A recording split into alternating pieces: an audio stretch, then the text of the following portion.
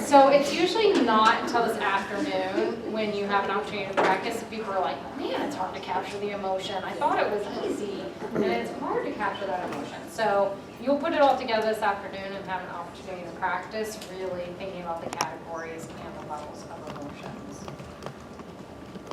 In the meantime, what might be some questions or comments that you have about what you've heard about emotions? Two things. One, it seems that obviously they overlap in some areas. But the other thing is, as we were discussing emotions, there were phrases they were using that really didn't name emotions. So for example, things like, I had no clue, or are you kidding me? Are you kidding me?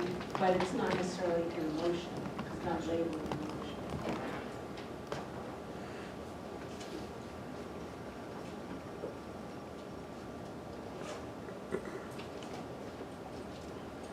So I told you all I have lots of teenagers. Here's a parent's guide to facial expressions in case you too have a teenager at home. There you go. Yes, there you go. All right, we're gonna do a quick switch because we are now changing gears. So this is Real all, sassy. all setting us up for going into our next piece. It's just kind of building. So on day 6, you learned about the problem resolving map. So we want to share this cartoon with you to illustrate a little bit of that. So this is my depressed stance. When you're depressed, it makes a lot of difference how you stand. The worst thing you can do is straighten up and hold your head high, because then you'll start to feel better. If you're going to get any joy out of being depressed, you have to stand like this. So hopefully you all do not agree with that. It's just a way, this is how a lot of people, when they are stuck, they kind of feel depressed. They're like, oh, I'm just stuck and I feel depressed. And that's what the problem resolving map is all about, someone who is stuck.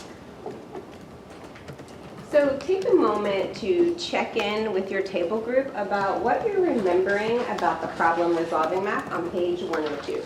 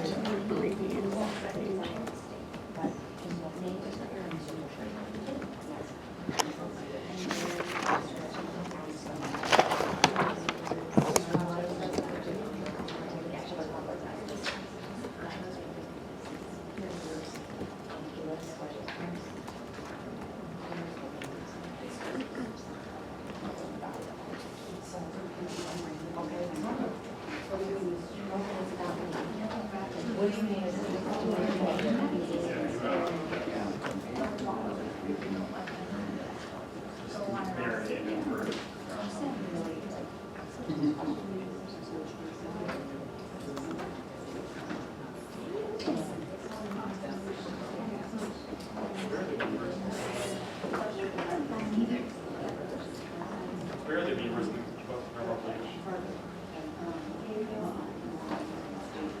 Right.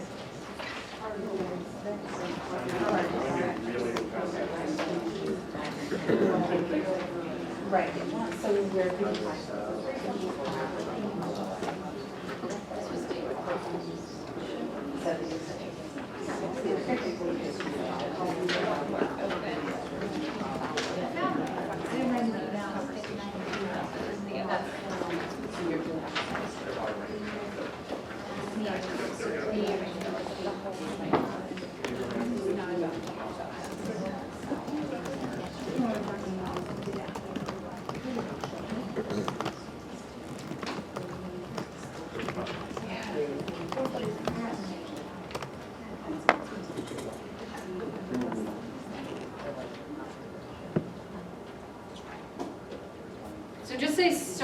level reminder, and then you are going to get into more detail about the problem-solving conversation.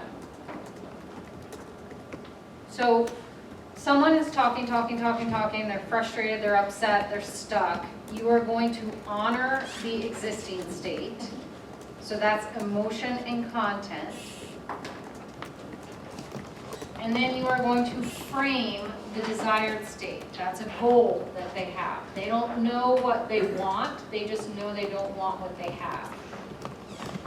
And then the resources, that's the states of mind. How are you going to bring up the states of mind in order to help them get that desired state?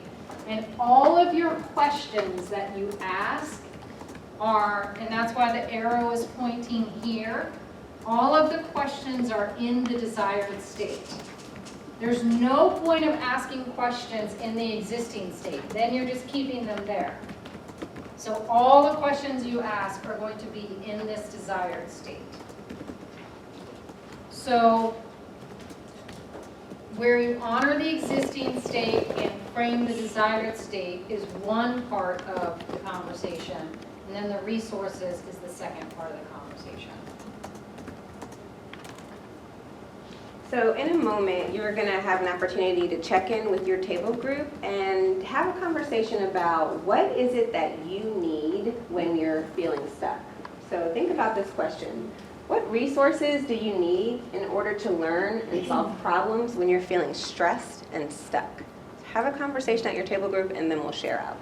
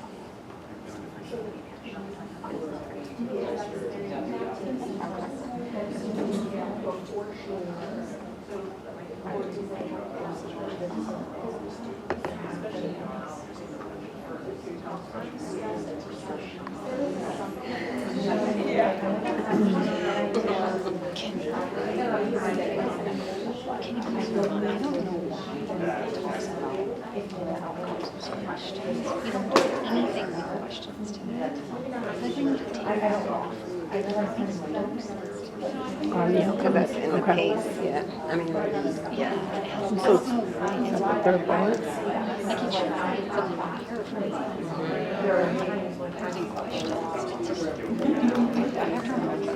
Every time I say, actually, we're not talking about today. yeah. So like, why are we? It's like shocks me every time. I'm like, oh God, they keep saying I'm gonna take that out. We're making, Emily's making a comment in our, someday. Because it's something you just don't even really look at the outcome side, you know, you're just like, We'll get to that tomorrow. Indeed.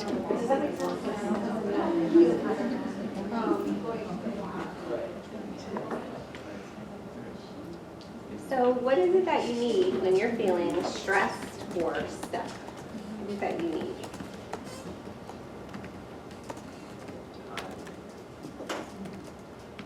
I think the other thing I need is that it's okay to be cognitively dissonant. That's just part of, is really and truly what's happening as the learning process is happening. And sometimes I think we automatically feel as though we have to have the answer or the solution to the problem.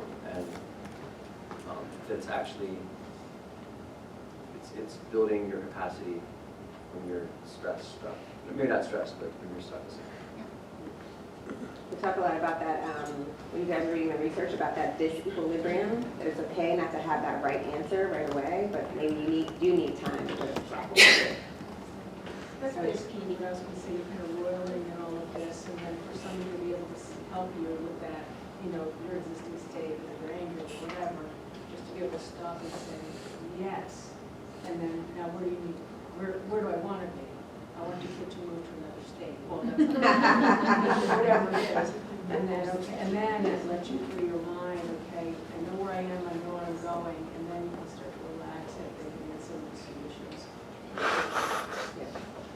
And Tina talked about honoring the existing state. You need someone to acknowledge where you are before you can free up your mind to go to the desired state. I think in combination with all of that and going back to what we were talking about earlier this morning with the safety aspect, I'm the kind of person who when I'm stressed, I need to say all the things I don't really mean first. I need to like say them all out loud so I can hear them. And I need the permission to do that and for them to believe that I don't actually really believe what I'm saying. I have to say it all out loud so that I can take it apart and be like, no, that's ew, no, of course I don't mean that. But that's that safety piece and that relationship piece of, I'm going to say a bunch of stuff I don't mean. The kid can stay on the state as long as they need to account. You need someone that you could trust so that you could have that conversation with in order to honor your existing state. So in a moment, you are going to be learning about the tools. We call these the tool cluster. They can be found on page 103 of the pace and the lead. Today's primary focus is going to be on pacing. And what pacing does is exactly what you just said you needed when you're stressed. Pacing honors the existing state, and then it makes visible what could be. When you're stuck and you're stressed, you don't know what you want. All you know is you don't want what you currently have. And when someone paces you, they're honoring what is current, and then they're framing what could be. So the reason we say tool clusters is because you are using the tools that you have learned and just clustering them together. So pacing is paraphrasing. You're going to use paraphrasing and rapport. That's really all you're using for pacing. In pacing, I told you that this map is broken into two parts. Pacing is the existing state and desired state. That's the first part. And the second part is leading, which we'll learn more about tomorrow. And leading is really accessing those resources or the states of mind and increasing the states of mind for the person who is stuck. So it's about asking those questions that will increase the state of mind. And first, as you learned earlier with Jenny and with Tina, that just giving questions alone will put a person at the defense, especially when their efficacy is low. And typically, if you're stuck and you're stressed, your efficacy is low. So it's so important and vital to nail that pacing before you shift into leading. The pacing is going to set the goal, and then the leading, all those questions are supporting them in reaching that goal. So you are going to have an opportunity to read more about each of these. And the way you'll do that is individually, you're going to read page 98 to 100, and then you're going to partner up with someone at your table. And partner one is going to share their highlight, and then partner two will share a paraphrase. And then you'll switch back and forth, sharing your highlights and the other partner paraphrasing. So try to partner up with someone, you can do it at your table, but someone you haven't partnered up with yet today, so you may want to shift a little bit around, but someone who you haven't talked with as much today. And we have an even number, so if someone at this table could partner up with someone at this table, then everyone has a partner.